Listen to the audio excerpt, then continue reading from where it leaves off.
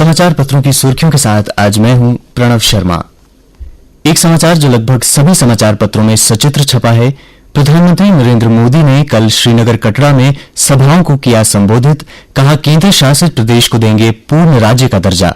उन्होंने पैरालंपिक में पदक जीतने वाली तीरंदाज शीतल और राकेश का जिक्र करते हुए कहा, इसी स्टेडियम पर, इसी मिट्टी पर शीतल और राकेश ने निशाना लगाना सीखा।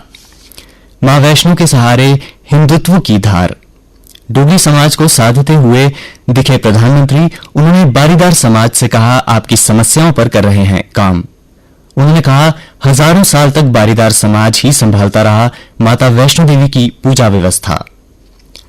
जम्मू कश्मीर में विधानसभा चुनाव के दूसरे और तीसरे चरण के बीच गृह मंत्री आज जम्मू में करेंगे रात्रि विश्राम।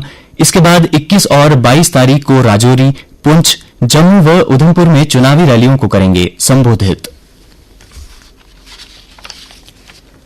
एक और समाचार जो लगभग सभी समाचार पत्रों में मुख्य रूप से छपा है, आस्था पर आघात।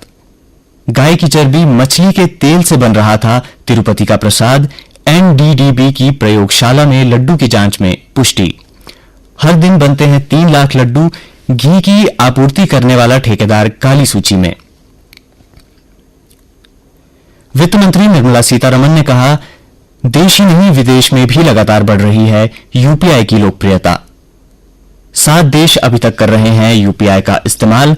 कुल डिजिटल लेन देन का 45% भारत में। 2047 तक भारत को विकसित राष्ट्र बनाने में बैंकों को निभानी होगी अहम भूमिका। 6 साल में तीसरी सबसे बड़ी जीडीपी बनने की राह पर भारत। जम्मू विश्वविद्यालय के विद्यार्थियों के लिए अब खेल और पढ़ाई के बीच सामान्य बनाना होगा आसान। जम्मू विश्वविद्यालय उत्कृष्ट खिलाड़ियों को परीक्षा में देगा अतिरिक्त अंक व क्रेडिट। जल्द मंजूरी मिलने की उम्मीद। नवनिर्मित एम्स विजयपुर में शुरू हुई बाल चिकित्सा सर्जरी। 11 माह में 18 साल के बच्चों के 3 सफल ऑपरेशन किए गए। सेल्फ मेडिकेशन, स्टेरॉइड से बढ़ रहा है फंगल इन्फेक्शन। बच्चों से लेकर बड़े तक प्रभावित। 2 हफ्तों में होने वाले इलाज को लग रहा 6 माह से भी अधिक समय। त्वचा विभाग की ओपीडी में पहुंच रहे 25% तक मामले। डेंगू का डंक हुआ तीखा। टेस्टों का बदलने लगा नतीजा। तीसरे दिन जिला उधमपुर में मिले डेंगू के 6 नए मामले। 42 पहुंचा मरीजों का आंकड़ा। जीएमसी में बढ़ाई गई डेंगू टेस्टों की रफ्तार। स्वास्थ्य विभाग व प्रशासन ने गठित की विशेष टीम। और भारतीय जनसंचार संस्थान यानी आईआईएमसी में वीरवार को साइक्लोथॉन का किया गया आयोजन। विद्यार्थियों के साथ संकाय सदस्यों ने भी लिया भाग। आईआईएमसी के क्षेत्रीय निदेशक डॉक्टर दिलीप कुमार ने झंडी दिखाकर किया रवाना। अब अन्य समाचारों के साथ हैं मेरी सहयोगी प्रतिमा शर्मा। धन्यवाद प्रणव।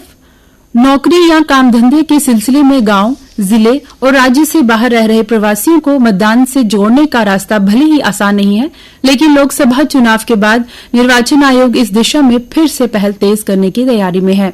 मतदान नहीं करने वाले वोटरों की बढ़ती संख्या देख निर्वाचन आयोग हुआ सक्रिय। 2024 के चुनाव में 33 करोड़ लोगों ने नहीं लिया हिस्सा। इसमें ज्यादातर हैं प्रवासी।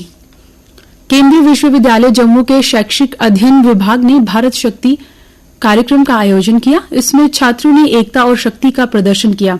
इसी के साथ यौन उत्पीड़न के खिलाफ आंतरिक शिकायत समिति ने यौन उत्पीड़न की रोकथाम पर जागरूकता कार्यक्रम की एक श्रृंखला शुरू की।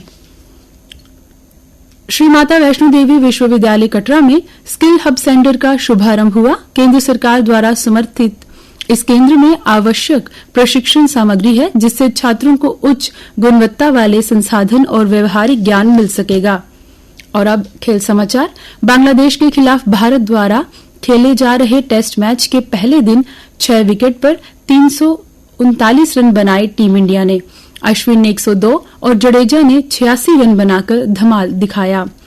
पंजाब ने उत्तर प्रदेश को शूटआउट में 4-3 से हराकर 14वीं हॉकी इंडिया जूनियर राष्ट्रीय चैंपियनशिप का खिताब जीत लिया।